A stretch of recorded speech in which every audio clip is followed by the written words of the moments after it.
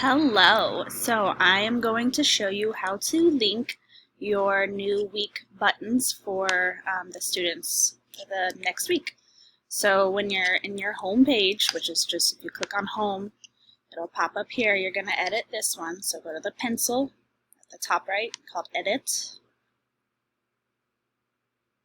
Scroll down to your students, click here and select it so it's pink. Come over to your pages.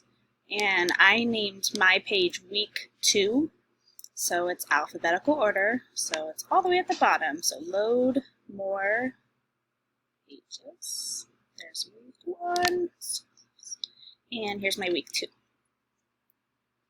So what I'm going to do is I'm just going to click on this one, click to insert link to this item, and it blinks, it links, so then it should be week 2 now. So if we save it, let's see. If we click on the link, it brings us to week 2.